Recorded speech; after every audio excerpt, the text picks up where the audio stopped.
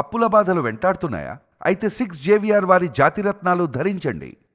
నిజామాబాద్ జిల్లాలో దారుణం చోటు చేసుకుంది.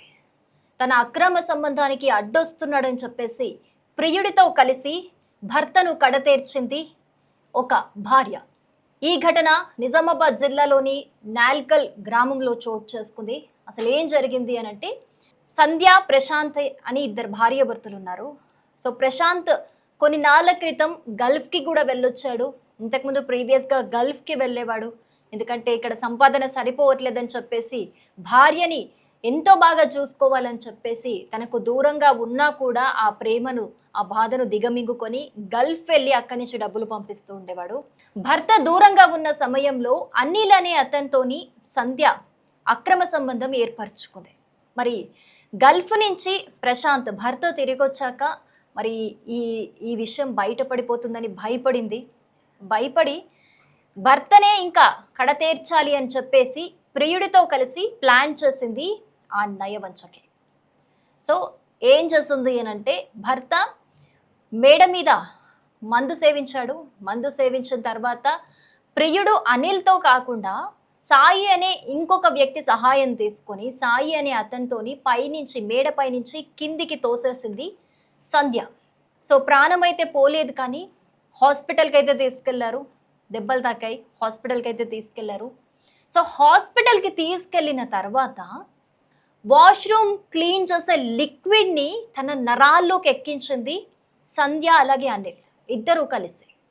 సో దీనివల్ల ప్రశాంత్ ప్రాణాలైతే కోల్పోయాడు. ఇక్కడ మనం అబ్జర్వ్ చేయాల్సింది ఏంటి అని అంటే, సరే ఇందులో ప్రియుడు అనిల్ అలాగే వాళ్ళకి హెల్ప్ చేసిన సాయి అనే వ్యక్తి ఇన్వాల్వ్మెంట్ కూడా ఉంది. వీళ్ళందరినీ కూడా పోలీసులు ఇప్పుడు అదుపులోకి తీసుకున్నారు. ఓకే, ఇక్కడ వరకు బాగానే ఉంది. కానీ హాస్పిటల్లో జాయిన్ చేశాక హాస్పిటల్లో ట్రీట్మెంట్ పొందుతున్న ఒక పేషెంట్ బాధ్యత అనేది హాస్పిటల్ యాజమాన్యాన్ని. మరి వీళ్ళు వచ్చి ఒక టాయిలెట్ క్లీనింగ్ లిక్విడ్ తన నరాల్లోకి ఎక్కిస్తుంటే హాస్పిటల్ వాళ్ళు ఏం చేస్తున్నారు? పేషెంట్ని కనిపెట్టుకొని ఉండకుండా. అంటే అక్కడ కూడా ఎవరైనా వీళ్ళకి హెల్పర్స్ ఉన్నారా? లేకపోతే వాళ్ళు దాన్ని పట్టించుకోలేదా? వాళ్ళు పట్టించుకొని దాన్ని అదునుగా తీసుకొని ఈ ఘాతుకానికి పాల్పడ్డారా? అంటే వాళ్ళు ముందుగానే ఒక పథకం ప్రకారమే పైనుంచి కిందికి తోసేసి హాస్పిటల్కి వెళ్ళాక ఈ విధంగా చెయ్యాలని ప్లాన్ చేసుకొని మరి చేసినట్టుగా మనకి క్లియర్గా కనిపిస్తుంది. సో ఈ ఇన్వెస్టిగేషన్లో అయితే పోలీసులు ఆస్తుల వివరాలను కూడా సేకరిస్తున్నారు. ఆస్తి వివరాలు అంటే ఎవరి పేరు మీద ఉన్నాయి ఆస్తులు అనేది కూడా ఇన్వెస్టిగేషన్ జరుగుతుంది. సో కంప్లీట్గా భర్తని కడతీర్చి అనిల్తోని ఉండిపోవాలి అన్నది సంధ్య ప్లాన్గా మనకు తెలుస్తోంది. అసలు ఇంతటి ఘాతుకానికి పాల్పడాల్సిన అవసరం ఏముంది?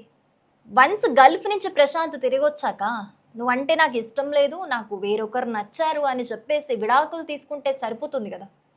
విడాకులు తీసుకుంటే సరిపోయేదానికి కడతేర్చాలి అన్నంత దారుణానికి ఒడిగట్టాల్సిన అవసరం ఏముంది? ఈ రోజుల్లో ఇది ఒక ట్రెండ్ అయిపోయింది. ప్రియుడి కోసం భర్తను కడతేర్చడం అదొక గొప్ప విషయంగా ఫీల్ అవుతున్నారు ఈ మహిళామణులు. నిన్నగాక మొన్న సియా కేసు చూసాం. అసలు అది చూసే చాలామంది భర్త అనేదానికి వాల్యూ లేదు ఈ రోజుల్లో. ఇంతకుముందు భర్త అంటే దైవంలా పూజించే వాళ్ళు, కానీ ఈ రోజుల్లో అయితే వాల్యూ లేదు. మనం పెళ్లి చేసుకున్నా చేస్తాం, చేసుకోకపోయినా చేస్తాం అన్న విధంగా ఒక అభిప్రాయం వచ్చేసింది పురుషుల్లో. చాలామంది కామెడీగా కమెంట్స్ పెడుతున్నారు, కొంతమంది సీరియస్గా పెడుతున్నారు. అసలు ఎందుకు చంపుతున్నారు అనే విధంగా. అక్కడ సియా కేసులో కూడా నాకు ఇష్టం లేదు అని చెప్తే అయిపోయేదానికి ఫ్యామిలీ పరువు పోతుంది, ఏది పోకూడదు, కానీ ప్రాణం మాత్రం పోయినా పర్లేదు అన్న విధంగా. ఇంత కర్కశం ఇది, ఇంతటి దారుణం.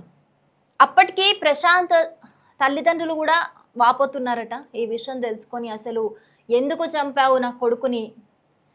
నీకు ఎవరన్నా నచ్చితే వాళ్ళతో వెళ్ళిపోవాల్సింది, కానీ ఇంతటి దారుణానికి పాల్పడాల్సిన అవసరం ఏముంది అన్నట్టు కూడా వాళ్ళు కూడా బాధపడుతున్నట్లుగా మనకు తెలుస్తోంది. అసలు ఈ రోజుల్లో మనము ఈ 2026 కాకుండా 2025లో చూసుకుంటే ఎన్ని దారుణాలు, ప్రియుడి కోసం భార్యలు చేసిన ఎన్ని దారుణాలు చూసాం మనం. ఇంకెప్పటికి ఆగుతుంది ఇది? ఎప్పటికి అర్థమవుతుంది వీళ్ళకి? ధైర్యం చేసి సింపుల్గా ఒక మాట చెప్పి వాళ్ళ జీవితంలో నుంచి వెళ్ళిపోతే సరిపోయే దానికి ప్రాణం తీయాల్సిన అవసరం ఏముంది? ప్రాణం తీస్తే తప్పితే అక్కడ ఒక సంతృప్తి రాదా? ఏమంటాడో తెలిస్తే, అక్రమ సంబంధం గురించి తెలిస్తే ఏమంటాడో అని ఒక భయం ఉంది, చంపడానికి మాత్రం ధైర్యం ఉంది. అదే ధైర్యంలో కొంత ధైర్యాన్ని కూడగట్టుకొని నేను ఇలా ఒక అతనితో అక్రమ సంబంధం పెట్టుకున్నాను, ఏదో ఒకటి నా మనసుకైనా దగ్గర అయ్యాడో, లేకపోతే నేను ఆయనతో వెళ్ళిపోవాలనుకుంటున్నానో, లేకపోతే ఏదో ఒకటి నీకంటే నాకు ఆయన బెటర్ అనిపించాడో, ఏదో ఒకటి చెప్పేసి వెళ్ళిపోతే అయిపోతుంది కదా. మహా అయితే పంచాయతీ పెడతారు, పెద్దల సమక్షంలో పంచాయతీ పెట్టి ఇలా చేస్తుంది ఏంటి అని చెప్పేసి.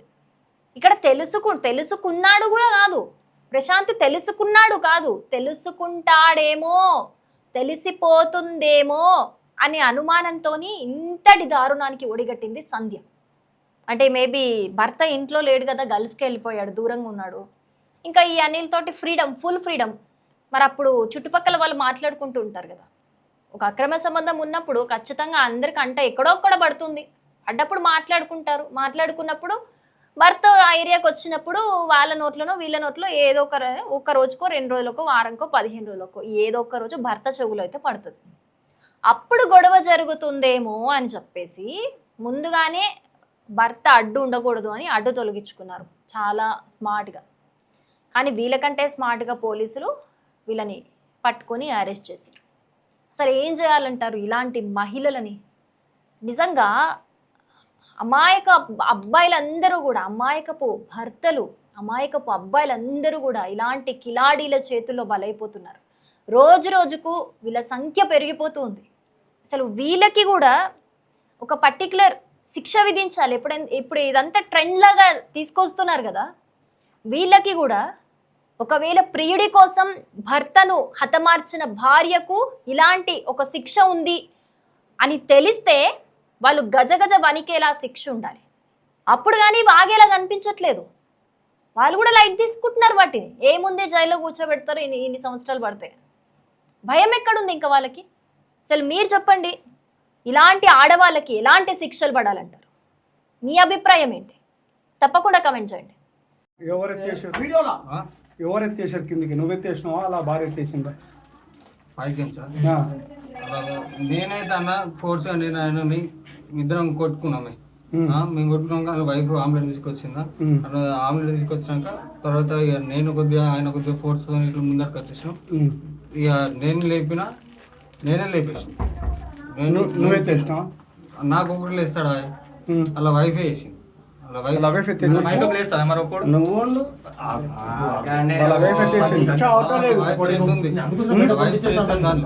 చేతుంది కదా. ఇదంతా ప్రీ ప్లాన్డే కదా, ఇదంతా ప్రీ ప్లాన్డే కదా. ఆమె ప్లాన్ నువ్వు ఏం చేయదు, ఆమె ప్లాన్ ఇదంతా డబ్బులు ఇచ్చిందా?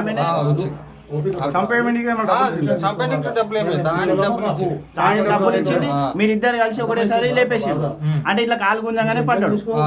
కిందికి వెళ్ళి కాలు గుంజేసి ఏ సైడ్కి వెళ్ళి పడ్డాడు? ఇక్కడ నుంచి ఇటు. ఎక్కడ నుంచి? ఇక్కడ నుంచి ఇటు. ఈడ భూమి అక్కడ నుంచి ఇటు ఒకటేసారి కాలు లేపేసి